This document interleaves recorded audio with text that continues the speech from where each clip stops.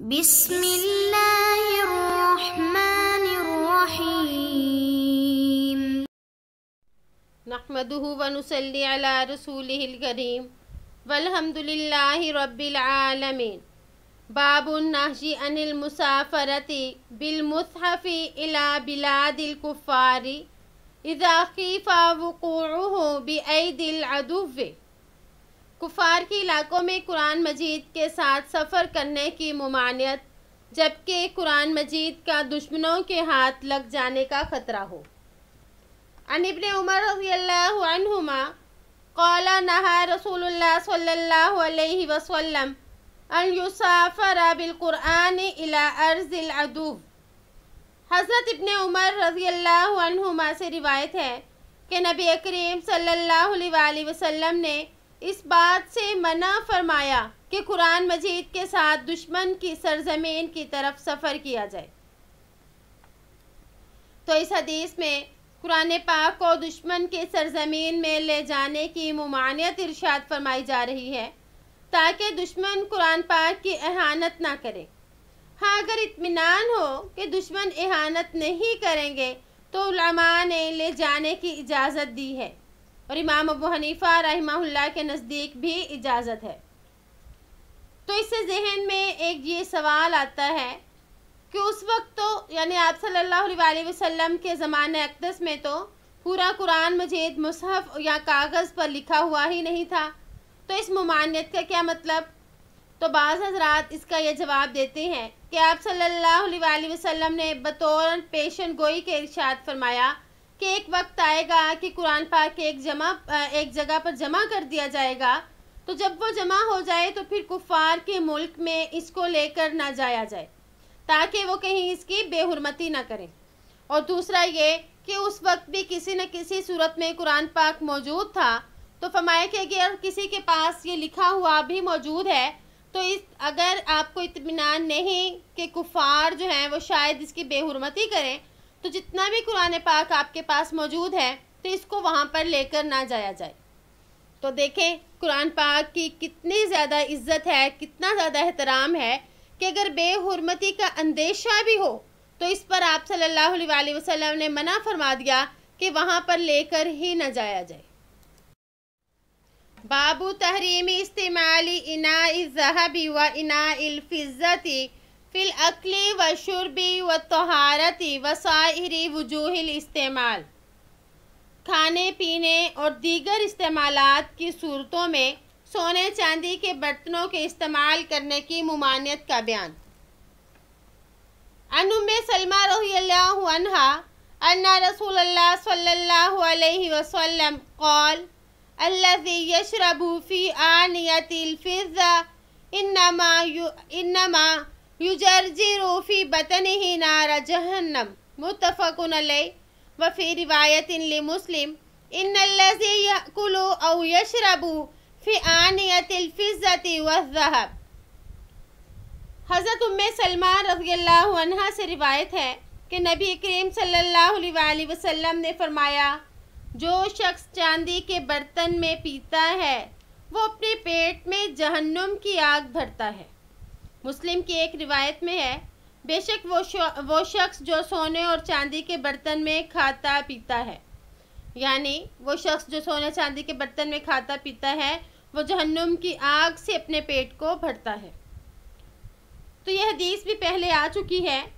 مختصر یہ کہ ائمہ اربعہ کا اس بات پر اتفاق ہے کہ مرد ہو یا عورت دونوں کے لیے ہی چاندی اور سونے کے برتن میں کھانا پینا حرام ہے۔ اسی طرح ان برتنوں میں پانی بھر کر وضو کرنا یا اس میں عطر وغیرہ کا رکھنا یعنی اس طرح کے استعمال سے بھی منع فرمایا گیا۔ علماء فرماتے ہیں کہ کھانے پینے کی کوئی چیز ان برتنوں میں رکھی ہو تو اس کو دوسرے برتن میں نکال کر رکھا جائے تو یہ جائز ہے۔ ہاں اگر وہ برتن سونے یا چاندی کا نہ ہو، صرف معمولی سا چاندی اور سونا لگا ہو، تو تب بھی سونا اور چاندی جہاں لگی ہو وہاں سے منہ لگا کر پانی وغیرہ پینا جو ہے یہ جائز نہیں ہوگا۔ اس لیے بہتر یہ ہے کہ اس طرح کے برتنوں سے اجتناب کیا جائے۔ وعن حذیفہ رضی اللہ عنہ قال ان النبی صلی اللہ علیہ وسلم نہانا عن الحریر والدیباج والشرب فی آنیۃ الذہب والفضہ وقال ہن لہم فی الدنیا وہی لکم فی الآخرہ، متفق علیہ۔ حضرت حذیفہ رضی اللہ عنہ سے روایت ہے کہ نبی کریم صلی اللہ علیہ وآلہ وسلم نے ہمیں منع فرمایا ریشم اور دیباج کے استعمال کرنے سے اور سونے اور چاندی کے برتن میں پینے سے، اور آپ صلی اللہ علیہ وآلہ وسلم نے فرمایا یہ دنیا میں ان کے لیے یعنی کافروں کے لیے ہیں اور یہ آخرت میں تمہارے لیے ہوں گے۔ وفی روایت فی الصحیحین عن حذیفہ رضی اللہ عنہ سمعت رسول اللہ صلی اللہ علیہ وسلم یقول لا تلبسوا الحریر ولا الدیباج ولا تشربوا فی آنیۃ الذہب والفضہ ولا تأکلوا فی صحافہا۔ بخاری اور مسلم یعنی صحیحین بخاری اور مسلم کی ایک روایت میں ہے، اس میں حضرت حذیفہ رضی اللہ عنہ بیان کرتے ہیں کہ میں نے آپ صلی اللہ علیہ وآلہ وسلم کو فرماتے ہوئے سنا تم ریشم اور دیباج مت پہنو اور نہ سونے چاندی کے برتن میں پیو نہ ان کے پیالوں میں کھاؤ۔ تو اس کا مطلب یہ ہے کہ ریشم پہننا صرف مردوں کے لیے حرام ہے اور عورتوں کے لیے حلال۔ ایک حدیث میں آتا ہے کہ جو ریشم پہنے گا اللہ جل شانہ اس کو قیامت کے دن ریشمی لباس سے محروم رکھیں گے۔ اسی طرح جو دنیا میں ریشم پہنتے ہیں ان کے لیے آخرت میں کوئی حصہ نہیں، اور جس طرح ریشمی لباس مردوں کے لیے حرام ہے اسی طرح بچوں کے لیے بھی حرام ہے، یعنی لڑکوں کے لیے بچوں کے لیے، اور اس کا گناہ ان کے پہنانے والوں کو ہوگا۔ اور ریشمی لباس پہننے والے کے لیے فرمایا گیا کہ یہ ابتداءً جنت میں داخل نہیں ہوگا۔ ایک روایت میں آتا ہے کہ جس شخص نے دنیا میں ریشمی لباس پہنا تو اللہ تعالیٰ قیامت کے دن اس کو آگ کا لباس پہنائیں گے، استغفر اللہ۔ تو یہ ریشمی لباس جو ہے یہ مردوں کے لیے حرام، عورتوں کے لیے حلال ہے، لیکن سونے چاندی کے برتنوں میں کھانا یہ مرد اور عورت دونوں ہی کے لیے حرام ہے۔ وعن انس بن سیرین قال كنت مع انس بن مالک رضی اللہ عنہ عند نفر من المجوس۔ حضرت انس بن سیرین رحمہ اللہ بیان کرتے ہیں کہ میں حضرت انس بن مالک رضی اللہ عنہ کے ساتھ مجوسیوں کے چند آدمیوں کے ساتھ بیٹھا ہوا تھا۔ فجیء بفلوزج علی اناء من فضہ فلم یأکلہ فقیل لہ حولہ فحولہ علی اناء من خلنج وجیء بہ فأکلہ، رواہ البیہقی باسناد حسن۔ تو چاندی کے ایک برتن میں فالودہ لایا گیا تو حضرت انس رضی اللہ عنہ نے اس کو نہ کھایا، ان سے کہا گیا اسے دوسرے برتن میں ڈال کر لائیں، چنانچہ انہوں نے اس فالودے کو لکڑی کے ایک برتن میں ڈال دیا، پھر آپ کے پاس لایا گیا تو پھر آپ رضی اللہ عنہ نے اس کو کھا لیا۔ بیہقی نے صحیح سند کے ساتھ اس کو نقل کیا۔ اس حدیث میں جو خلنج کا لفظ آیا اس کا مطلب ہوتا ہے، خلنج کا مطلب یعنی لکڑی کا پیالہ۔ تو اس حدیث سے ہمیں معلوم ہوا کہ اگر چاندی کے برتن میں کچھ ہو پھر دوسرے برتن میں لے کر کھایا جائے تو یہ حرام نہیں ہوگا، جیسا کہ حضرت انس رضی اللہ عنہ کے سامنے جب فلودہ لایا گیا تو وہ چاندی کے برتن میں تھا، اس لیے آپ رضی اللہ عنہ نے اس کو نہیں کھایا، اور جب یہ لکڑی کے برتن میں لایا گیا تو آپ نے اس کو کھا لیا۔ علماء فرماتے ہیں ان جیسی احادیث سے اسلام کے مزاج کا پتہ چلتا ہے کہ اسلام کھانے پینے لباس آرائش وغیرہ میں سادگی کو پسند کرتا ہے، اور جن چیزوں میں تکلف آرائش زینت اور مشابہت کفار ہو ان کو ناجائز اور حرام قرار دیتا ہے۔ اس حدیث کے راوی حضرت انس ہیں، ان کے والد کا نام سیرین ہے۔ کنیت میں اختلاف ہے، بعض نے کہا کہ ان کی کنیت ابو حمزہ اور بعض نے ابو عبداللہ کہا۔ بصرہ کے رہنے والے ہیں، یہ محمد کے بھائی ہیں اور ان کا شمار بھی ثقات راویوں میں سے ہے، اور ان کی روایات جو ہیں یعنی ان سے صحاح ستہ نے بھی روایات جو ہیں وہ لی ہیں۔ बाबू तहरीमी लुब्सी रजुली सौबन मुज़ाफ़रन, मर्द को ज़ाफ़रानी रंग का लिबास पहनने की हुर्मत का बयान। अन अनस रज़ियल्लाहु अन्हु क़ाला नहा नबिय्यु सल्लल्लाहु अलैहि वसल्लम अन यतज़अफ़र रजुल, मुत्तफ़क़ुन अलैह। हज़रत अनस रज़ियल्लाहु अन्हु से रिवायत है कि नबी करीम सल्लल्लाहु अलैहि वसल्लम ने मर्द को ज़ाफ़रानी रंग का कपड़ा पहनने से मना फरमाया। ज़ाफ़रानी रंग मर्दों के लिए ममनू है और इस सिलसिले में कई अहादीस जो हैं वो वारिद हुई हैं और बाज़ ऐसी भी अहादीस हैं जिसमें इनको जायज़ कहा गया। तो उलमा फरमाते हैं कि इब्तिदाए इस्लाम में ये जायज़ था, मगर फिर मर्दों के हक़ में ये मनसूख कर दिया गया। और जिस तरह के इस हदीस से भी यही मालूम होता है कि ये मनसूख है, और इसी तरह इस किस्म की दूसरी अहादीस भी मौजूद हैं। या ये भी कहा जाता है कि जो जायज़ फरमाया गया वो इसलिए कि ये वो ज़ाफ़रानी रंग होगा जो हल्का रंग हो या धोने के बाद हल्का सा बस रह जाए। और बाज़ लोग सिर्फ खुशबू के लिए ज़ाफ़रानी रंग में रंगते थे, फिर इसको अच्छी तरह धो लेते, जिससे रंग तो ख़त्म होता मगर हल्की हल्की सी खुशबू बाकी रहती थी। और इस सूरत में इस कपड़े पर मैल का असर जल्दी नहीं होता था, तो इस सूरत में पहनना जायज़ है। अल्लामा बग़वी रहमहुल्लाह फरमाते हैं कि औरतों के लिए ज़ाफ़रानी रंग का लिबास पहनना मुबाह है। तो इससे मालूम हुआ कि मर्द जो हैं ज़ाफ़रानी रंग से एहतियात करें और इसको ना पहने।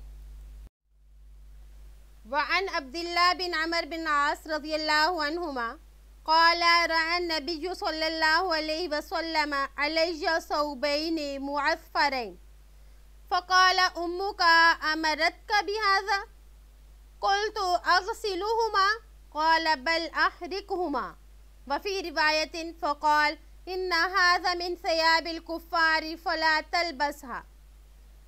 हज़रत अब्दुल्लाह बिन अमर बिन आस रज़ियल्लाहु अन्हु बयान करते हैं कि आप सल्लल्लाहु अलैहि वसल्लम ने मुझे ज़र्द रंग के 2 कपड़े पहने हुए देखा तो दरियाफ़त फरमाया, क्या तुम्हारी वालिदा ने ये कपड़े पहनने का तुम्हें हुक्म दिया? मैंने अर्ज़ किया, क्या मैं इन्हें धो लूँ? आप सल्लल्लाहु अलैहि वसल्लम ने फरमाया, बल्कि इनको जला डालो।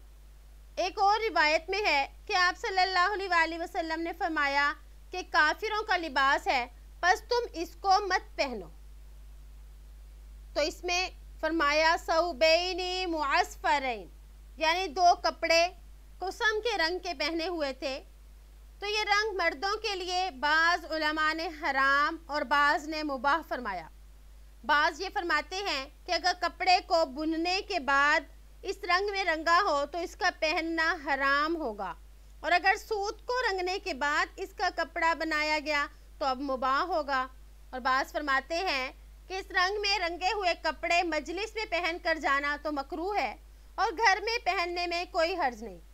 अहनाफ का मसलक इसमें यह है कि कसम का रंगा हुआ कपड़ा पहनना मकरूह तहरीमी है, इसको पहनकर नमाज पढ़ना भी मकरूह है। आप सल्लल्लाहु अलैहि वसल्लम ने फरमाया, बल अहरिक़हुमा, इनको जला डालो। अगरचे औरतों के लिए तो जायज़ था, मगर मुबालगतन आप सल्लल्लाहु अलैहि वसल्लम ने फरमाया कि इसको जला डालो। और एक दूसरी रिवायत में है कि जब हज़रत अब्दुल्लाह बिन अमर दूसरे दिन हाजिर हुए तो आप सल्लल्लाहु अलैहि वसल्लम ने फरमाया, इन कपड़ों का क्या किया? इन्होंने कहा जला दिया। तो आपने फरमाया कि औरतों को क्यों नहीं दे दिया, कि औरतों के लिए तो जायज़ था। तो आप सल्लल्लाहु अलैहि वसल्लम की मुराद ये थी कि इसको अपनी मलकियत से निकाल दो, खा इसको किसी दूसरे को बेच दो, हिबा कर दो या अपनी औरतों को दे दो, कुछ भी करो, लेकिन खुद ना पहनो, इसका इस्तेमाल खुद ना करो और इसको अपनी मलकियत से निकालो। बाबुन नहयी अन समती यौमिन इलल लैल, दिन से रात तक खामोश रहने की ममानियत का बयान। इस बाब में एक जाहिलियत के ज़माने की रस्म का बयान है कि जाहिलियत में ये करते थे कि चुप का रोज़ा रख लेते थे, यानी पूरा दिन किसी से कोई बात नहीं करनी। तो आप सल्लल्लाहु अलैहि वसल्लम ने इससे मना फरमाया। मज़ीद हम तफसील इस हदीस में और इसके तशरीह में पढ़ेंगे।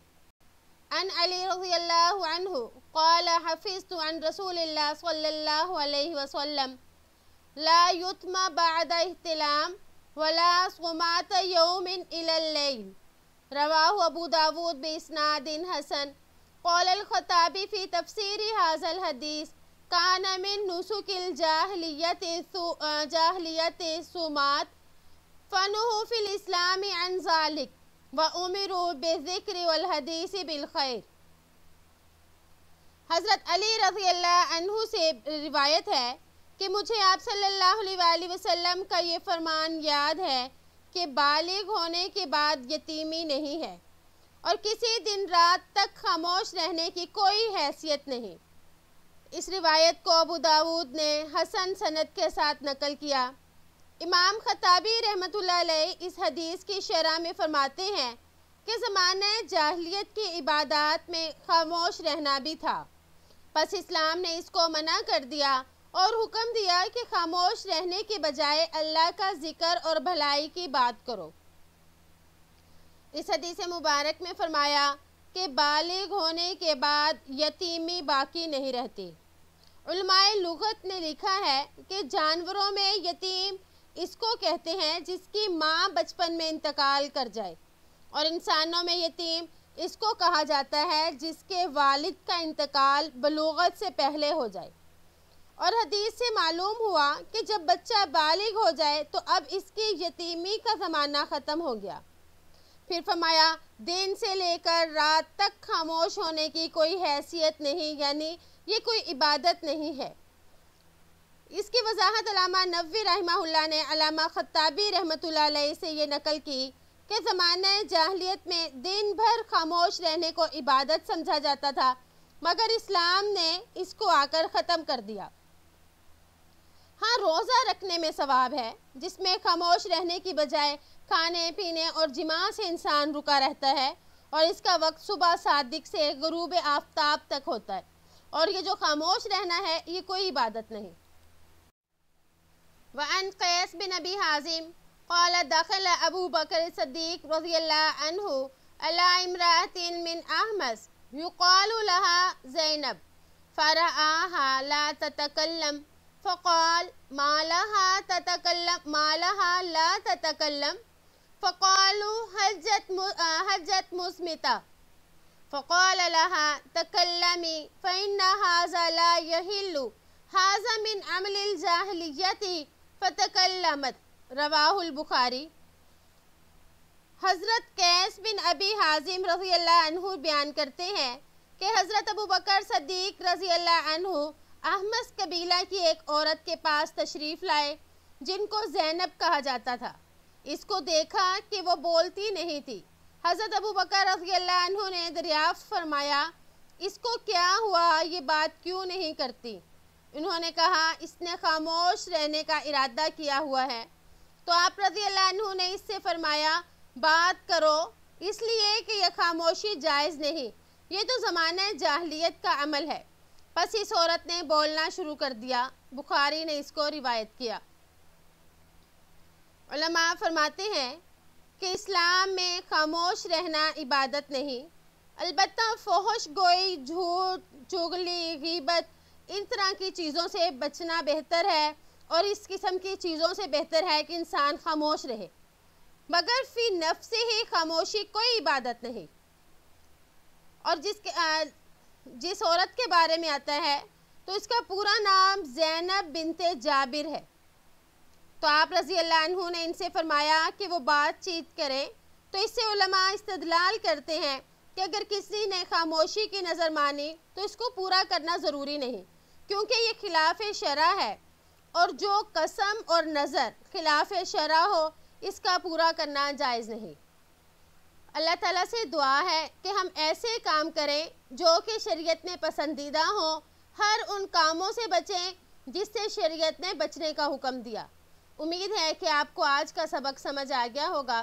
السلام علیکم ورحمۃ اللہ وبرکاتہ.